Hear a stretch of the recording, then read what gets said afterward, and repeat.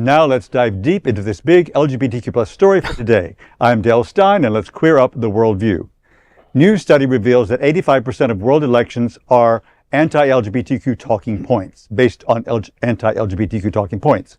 More than 1.5 billion people cast ballots across at least 89 countries during 2024, a year now dubbed the super election year.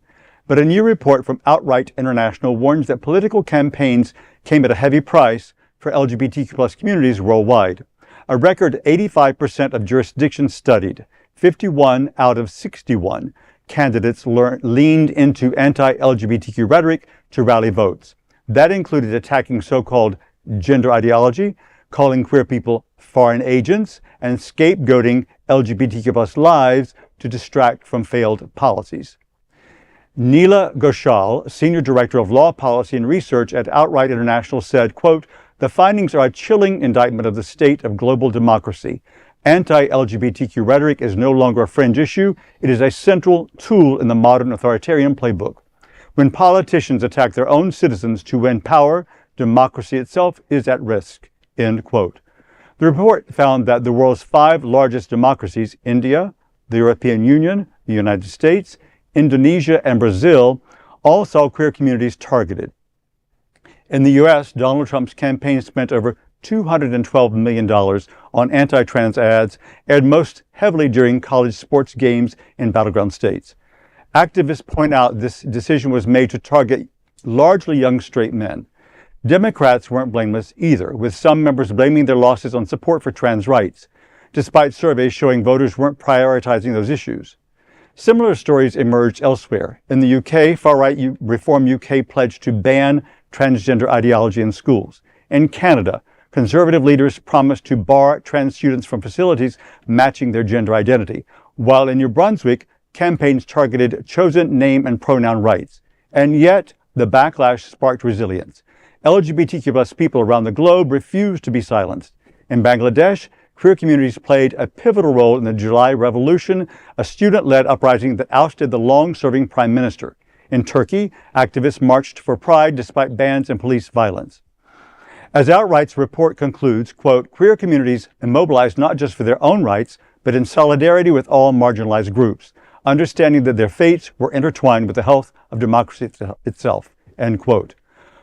Wow, this is just a big reminder that we are undergoing a global attack by the far right. Yeah. And it just becomes more alarming by the day and by the minute and by the hour. And we really have to, and I find that I was having a conversation with a dear friend at lunch, and we were saying, where are our big gay organizations? I don't know if I want to call them all out, but there are a lot of big organizations that we know, national organizations. Where are they? I'm not seeing a lot of messaging and a lot of standing up. Is it fear of being Of course it is. a backlash? It's got to be, Dale. It's got to be. You know, like I stream, right? I don't have like regular cable like Same most here. people, Yeah, yeah. like most people, right? So I got an antenna, because with an antenna, old school, you can still get your basic channels, right? And on your basic channels through the antenna, all the commercials are freaking Kristi Noem. All of them are her, ICE. If you, the puppy murder. If you present the puppy murder, if you present yourself, we'll give you a free ride home and all this kind. And you'll be able to come back later. That's the effing commercial that keeps on popping up. Where are our commercials? Where are our commercials saying, "Hey, we're still here. Stand up. We're all here with you. We're in this together." Whatever that is, you know what I mean? There should be something like There's that. no message, nothing. Because all of this that you just read, that's not campaigning. That's scapegoating. Okay, that's basically it, right? Because politicians can't fix the economy, so let's just say that the gays are the reason that everything is going to shit.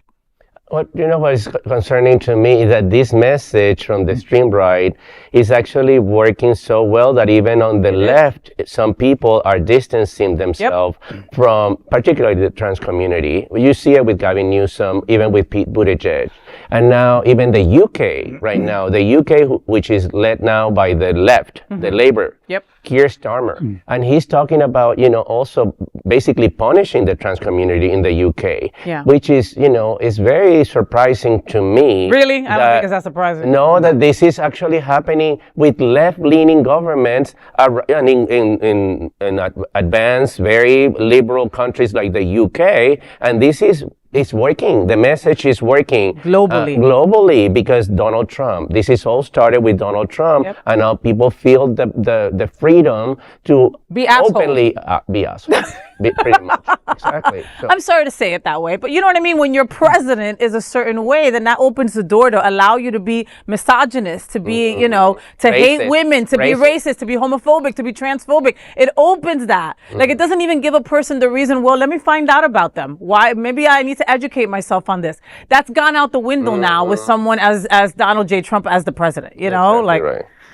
Well, that is the big LGBTQ story for today. There is no other queer nonprofit media platform like this in the entire world. Support our LGBTQ stories by subscribing and sharing Queer News Tonight.